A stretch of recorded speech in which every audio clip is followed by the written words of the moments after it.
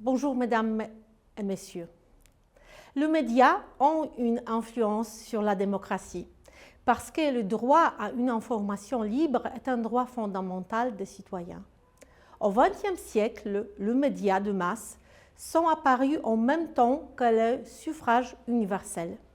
Ce sont donc les médias, les journaux, la radio, la télévision et aujourd'hui l'Internet qui informent les citoyens des élections, des programmes de différents candidats et de différents partis. Ce sont les médias qui créent l'ordre du jour du débat public, des problèmes dont on parle. C'est pour cela qu'on parle de quatrième pouvoir ou de contre-pouvoir. Au XIXe siècle, Alexis de Tocqueville a eu l'intuition qu'il y a un effet entre l'introduction des premiers des journaux quotidiens américains et l'augmentation de la participation des citoyens dans les élections. Cette intuition a été confirmée plus tard par l'étude de Genskov, Shapiro et Simpkinson en 2011.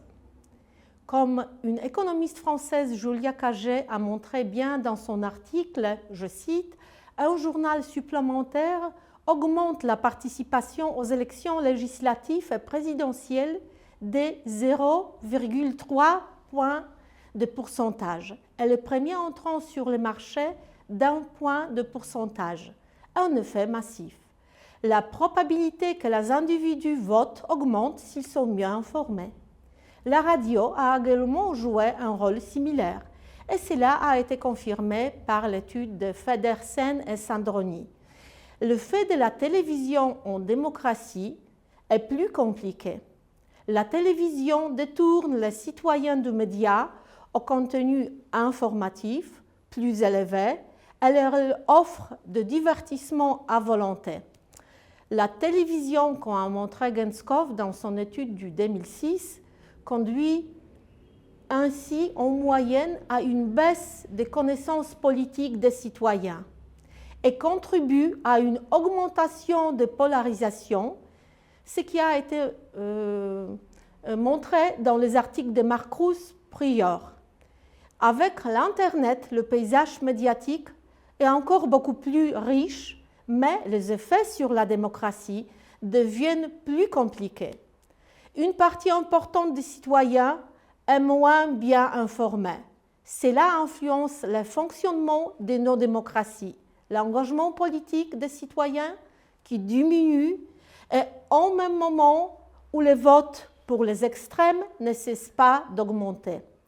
La désinformation qui augmente, surtout dans la période des campagnes politiques ou de guerre, constitue le danger pour la démocratie.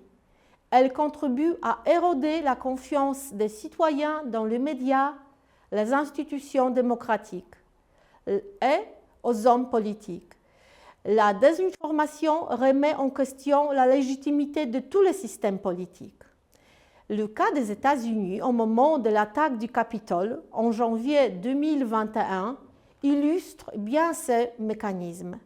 N'oublions pas que la technologie est seulement un outil de changement car on ne peut pas obtenir la liberté et garantir la stabilité de notre démocratie uniquement en tweetant. Je vous souhaite, messieurs et mesdames, un bon déroulement de votre événement.